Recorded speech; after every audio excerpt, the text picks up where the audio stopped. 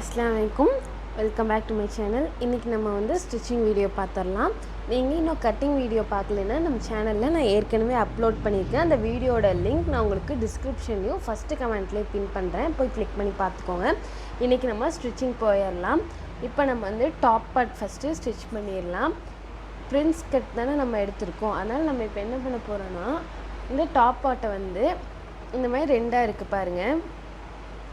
இந்த ரெண்டு தனித்தனியாக எடுத்து லைனிங்கோடு நம்ம அட்டாச் பண்ண போகிறோம்.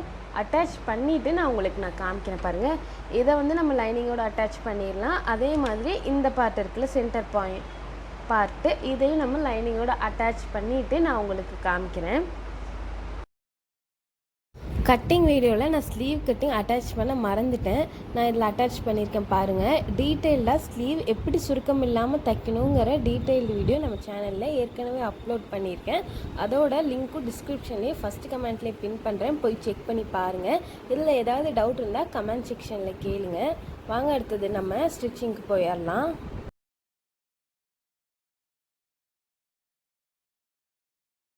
பாருங்கள், இந்த மாதிரி நம்ம லைனிங்கோடு சேர்த்து வச்சு ரெண்டு பீஸு தைச்சிட்டோம். இப்போ சென்டர் பீஸ் என்ன பண்ணியிருக்கேன்னு பார்த்தீங்கன்னா, லைனிங் இருக்குது பார்த்தீங்களா, அதை வந்து முன்பக்கத்தில் வச்சு நெக் அடித்து லைனிங்கை உள்ளே போட்டு திருப்பியிருக்கேன். நெக் ஃபினிஷ் பண்ணியாச்சு. இப்போ இந்த கார்னரையும் நல்லா நம்ம நீட்டாக தைச்சிட்டு அப்புறம் நம்ம வந்து இந்த பீஸையும் ஜாயின் பண்ணுறது, அவ்வளோதான். நமக்கு மேல் பார்ட் முடிஞ்சிடும். இதை வந்து நான் உங்களுக்கு இந்த சைடு அடிச்சுட்டு இது எப்படி ஜாயின் பண்ணுறதுன்னு தெளிவாக காமிக்கிறேன் பாருங்கள். இங்கே பாருங்கள், நம்ம வந்து இந்த லைனிங்கே இதே சும்மா ஒரு அடி அடித்து வச்சுருக்கோம், சேர்த்தி பிரியாமல் இருக்கிறதுக்காக. அதாவது நம்ம தைக்கும் போது இந்த லைனிங்கும் இந்த மெயின் ஃபேப்ரிக்கும் நகராமல் இருக்கிறதுக்காக சும்மா ஒரு மேலடி போட்டு வச்சுருக்கேன். அதே மாதிரி எக்ஸ்ட்ரா இருக்கிற ஃபேப்ரிக்லாம் கட் பண்ணி நல்லா நீட்டான கார்னர் இருக்குது. இப்போ நம்ம என்ன பண்ண போகிறோம்னு பார்த்தீங்கன்னா, இந்த ஃபேப்ரிக்கை அட்டாச் பண்ண போகிறோம். இதுதான் இந்த சைடோடது. இப்போ வந்து இதை இந்த மாதிரி இருக்குது பார்த்தீங்களா பிசுறு, இதெல்லாம் கட் பண்ணிடணும். இந்த பிசுறுலாம் நமக்கு ஓகேங்களா, எல்லாம் கட் பண்ணிவிட்டு நம்ம எப்படி தைக்கணும்னு பார்த்தீங்கன்னா, ஃபஸ்ட்டு நம்ம இதுதான் நமக்கு கீழே வரும், சரிங்களா. எப்போவுமே நம்ம மேலே இருந்து தான் தைச்சிட்டு வரணும். அதாவது ஆம் ஹோல் இருக்குது பார்த்தீங்களா, அந்த ஆம் ஹோல் வந்து நமக்கு சரி சமமாக இருக்கணும். கீழே கூட உங்களுக்கு இந்த கீழே இடம் இருக்குது பார்த்தீங்களா, இந்த இடம் கூட கொஞ்சம் மேலே ஏற்றி இறக்கி இந்த மாதிரி கரெக்டாக வரும். இல்லாட்டி கொஞ்சம் மேலே போகும், கொஞ்சம் கீழே போகும், பிரச்சனை இல்லை. ஆனால் இந்த ஆம் ஹோல் இருக்குது பார்த்தீங்களா, இது நமக்கு கரெக்டாக வரணும். அதனால் நம்ம எப்போ ஸ்டார்ட் பண்ணும்போது இந்த கார்னர்லேருந்து கரெக்டாக நம்ம ஸ்டார்ட் பண்ணணும்.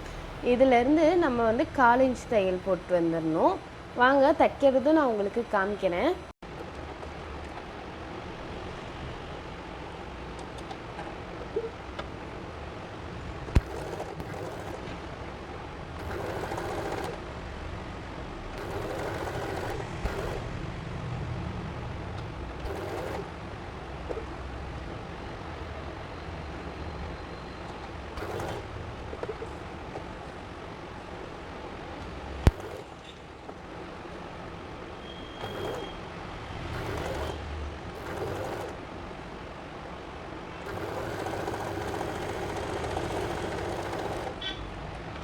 பாருங்கள், நமக்கு இப்போ வந்து நம்ம இதை தைச்சாச்சு. இப்போ நான் உங்களுக்கு ஓப்பன் பண்ணி காமிக்கிறேன் பாருங்கள். தெரியுதுங்களா, நல்லா ஈவனாக இருக்குது பாருங்கள். உங்களுக்கு நல்லா தெளிவாக காமிக்கிறேன். அவுட் சைடில் நமக்கு நல்ல ஒரு கர்வ் கிடச்சிருக்கு, நல்ல ஒரு பிரின்ஸ் கட் கிடச்சிருக்கு. நான் சொன்னேன்ல, நம்ம இங்கேருந்து தான் ஸ்டார்ட் பண்ணணும். இங்கேருந்து ஸ்டார்ட் பண்ணனால இந்த பக்கம் சரி சமமாகவும் கீழே உங்களுக்கு எக்ஸ்ட்ரா வந்து துணி மேலேயும் போயிருக்கு. புரியுதுங்களா. நீங்கள் இங்கே கீழ் பக்கத்துலேருந்து தைக்க ஸ்டார்ட் பண்ணிங்கன்னா இங்கே வர கேப் வந்து இங்கே விழுந்துடும். அப்போ உங்களுக்கு வந்து ஆம் ஹோலில் வந்து நம்ம வந்து கட் பண்ண முடியாது. அன்ஈவனாக இருந்தால் ஆம் ஹோல் அசிங்கமாக இருக்கும். ஆனால் கீழ் பாட்டுங்கும் போது நம்ம எக்ஸ்ட்ரா விட்டுருக்கோம், தையலுக்குன்னு சொல்லி எக்ஸ்ட்ரா 1 இன்ச் நம்ம விட்டு தான் கட் பண்ணியிருக்கோம். ஸோ இது நமக்கு அந்த 1/2 இன்ச் போனால் கூட நமக்கு பிரச்சனை இல்லை. ஆனால் மேலே உங்களுக்கு அந்த மாதிரி எக்ஸ்ட்ரா துணி வந்துருச்சுன்னா நீங்கள் கட் பண்ண முடியாது, அந்த ஒரு ஷேப் உங்களுக்கு போயிடும். புரிஞ்சுங்களா. இதே மாதிரி இன்னொரு சைடு நம்ம போட்டுட்டு நான் உங்களுக்கு காமிக்கிறேன் தைச்சிட்டு. பாருங்கள், நம்ம ஃபினிஷ் பண்ணிட்டோம். நான் இங்கே எக்ஸ்ட்ரா இருந்ததை கட் பண்ணியிருக்கேன். இங்கே உங்களுக்கு அன்ஈவனாக இருக்கும் பாருங்கள். இப்போ நீங்கள் மடக்கி பார்த்தீங்கன்னா தெரியும். நம்ம ஹாஃபாக ஃபோல்டு பண்ணி பார்த்தோம்னா உங்களுக்கு வந்து இந்த பக்கம் க்ராஸாக இருக்கும், ஒரு மாதிரி இப்படி க்ராஸாக போகுது பார்த்தீங்களா. இப்போ நம்ம வந்து இது ஸ்ட்ரைட்டாக கட் பண்ணி விட்டுக்கணும், அவ்வளோதான். நான் இங்கே என்ன பண்ணியிருக்கேன்னு பார்த்தீங்கன்னா தையலுக்கு மேலே எக்ஸ்ட்ரா டபுள் தையல் போட்டிருக்கேன் ஸ்ட்ராங்காக இருக்கிறதுக்காக. அப்புறம் நான் ஓவர்லாக்கு பதிலாக ஜிக்ஸாக் போட்டிருக்கேன். உங்கள் மிஷினில் ஜிக்ஸாக் ஆப்ஷன் இருந்தால் நீங்கள் அது கூட யூஸ் பண்ணிக்கலாம். பிசுறு வராமல் இருக்க ஓவர்லாக் மட்டும்தான் போடணுன்னு இல்லை, ஜிக்ஸாக் ஆப்ஷன் இருந்தால் நீங்கள் அதை யூஸ் பண்ணிக்கோங்க. அடுத்தது நம்ம பேக் பார்ட்டை ஃபினிஷ் பண்ணிவிட்டு ஹேண்டு நம்ம ஜாயின் பண்ணிவிட்டு அதுக்கப்புறம் நான் உங்களுக்கு காமிக்கிறேன்.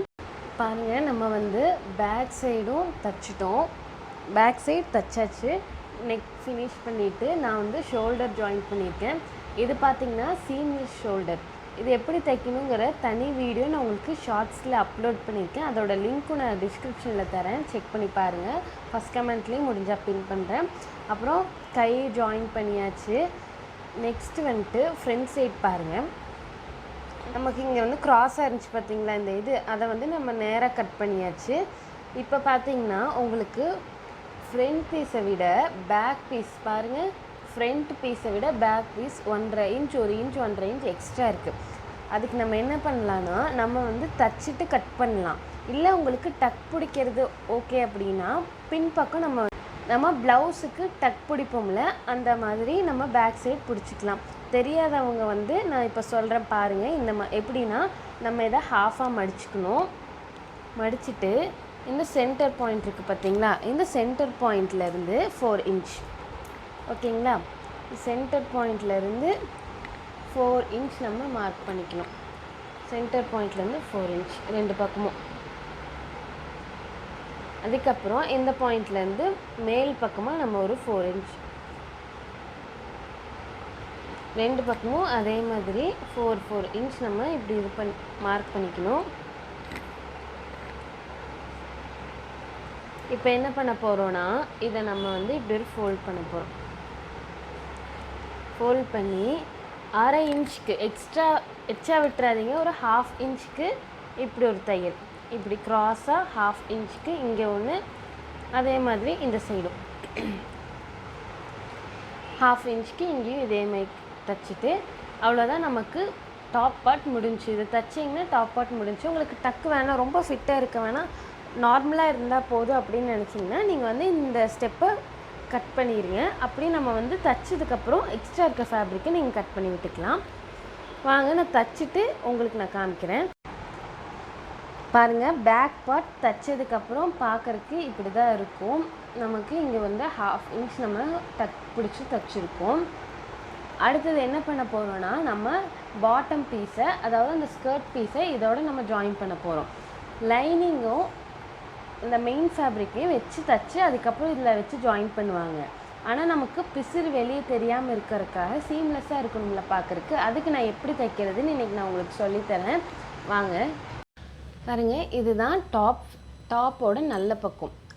அது மேலே நம்ம ஸ்கர்ட் பீஸ் இருக்குது பார்த்தீங்களா, அதோட நல்ல பக்கத்தை நம்ம மேல் பக்கமாக வைக்க போகிறோம். இதோட டாப்போட நல்ல பக்கத்துக்கு மேலே இந்த ஒரிஜினல் துணியை நம்ம வைக்க போகிறோம். நல்ல பக்கமும் இந்த மாதிரி ஓகேங்களா. கீழே நம்ம எதை வைக்க போகிறோன்னா லைனிங்கோட நல்ல பக்கத்தை இந்த மாதிரி ஃபஸ்ட்டு லைனிங், அதுக்கு மேலே நம்மளோட டாப் ஃபேப்ரிக், அதுக்கு மேலே நம்ம பாட்டமோட ஒரிஜினல் இப்படி வைக்க போகிறோம். புரிஞ்சிங்களா? ஃபஸ்ட்டு லைனிங், அப்புறம் நம்மளோட டாப் ஃபேப்ரிக், அதுக்கப்புறம் நம்மளோட பாட்டமோட original fabric. Lining, top, bottom, original. Okay, இதுதான். இதை வச்சு நீங்கள் இங்கேருந்து நல்லா தைச்சிட்டு வாங்க. தைச்சி முடிச்சுட்டு நான் உங்களுக்கு காமிக்கிறேன். பாருங்கள், தைச்சாச்சு. இப்போ நான் உங்களுக்கு இதை ஓப்பன் பண்ணி காமிக்கிறேன் பாருங்கள். இப்போ நம்ம இந்த பக்கமும் லைனிங்கே இப்படி ஓப்பன் பண்ணோன்னு சொன்னால் இங்கே நமக்கு பிசுறு எதுவுமே இல்லை. ஃப்ரண்ட் பக்கம் எப்போவுமே நார்மலாக பிசுறு வராது. ஆனால் பேக் சைடில் உங்களுக்கு பிசுறு வரும்ல. இந்த மாதிரி நீங்கள் தைச்சிங்கன்னு சொன்னால் உங்களுக்கு பேக் சைட்லேயுமே பிசுறு வராது. பாருங்கள், பேக் சைட்லேயுமே பிசுறு வராது. ஓவர்லாக் மிஷின் இல்லைங்கிற கவலை வேணாம். உங்களுக்கு ஓவர்லாக் மிஷின் இல்லைன்னா இந்த மாதிரி டெக்னிக்ஸ் நீங்கள் யூஸ் பண்ணிக்கலாம். பாருங்கள், நமக்கு ஃப்ரண்ட்டும் நல்லா சீம்லெஸ்ஸாக நல்லா நீட்டாக இருக்குது. அதே மாதிரி பேக் சைடும் பாருங்கள், நல்லா எந்த ஒரு பிசுறும் இல்லாமல் இருக்குது. ஆனால் என்னென்னா, நீங்கள் உள்ளுக்குள்ளே போடுறீங்க பார்த்தீங்களா இந்த தையல், இது வந்து 1க்கு 2ஆக போட்டுக்கணும். மேல் தையல் 1 போட்டுக்கோங்க எக்ஸ்ட்ரா, பிரியாமல் இருக்கிறதுக்கு. அப்புறம் நம்ம இங்கே மேலே ஒரு தையல் போட போகிறோம். அவ்வளோதான். இப்போ நான் வந்து இதை ஜாயின் பண்ணிடுறேன். ஃபுல்லாக நம்ம ஜாயின் பண்ணிவிட்டு கீழேயும் ஓர் அடிச்சுட்டு நான் உங்களுக்கு காமிக்கிறேன். பாருங்கள், ஃபினிஷ் பண்ணியாச்சு. நான் இப்போது சைடெல்லாம் அடித்து அதே மாதிரி கீழேயும் மடித்து அடிச்சிருக்கேன். பாருங்கள், கீழே அப்புறம் வந்துட்டு நமக்கு உள்ள லைனிங் எல்லாம் மடித்து அடிச்சிருக்கேன். அப்புறம் சைடு பிடிச்சிருக்கேன். உள்ளே நான் வந்து எக்ஸ்ட்ரா இருந்த துணியெல்லாம் கட் பண்ணி விட்டு ஜிக்ஸாக் போட்டு காமிக்கிறேன். பாருங்கள், எக்ஸ்ட்ரா இருந்த கை பீஸ்லாம் கட் பண்ணி விட்டு இந்த மாதிரி ஜிக்ஸாக் போட்டிருக்கேன். அவ்வளோதான், அவுட்புட் சூப்பராக வந்துருச்சு. இந்த வீடியோ உங்களுக்கு புரிஞ்சிருக்கும்னு நினைக்கிறேன். ஏதாவது டவுட் இருந்துச்சுன்னா கமெண்ட் செக்ஷனில் கேளுங்க. தேங்க்யூ.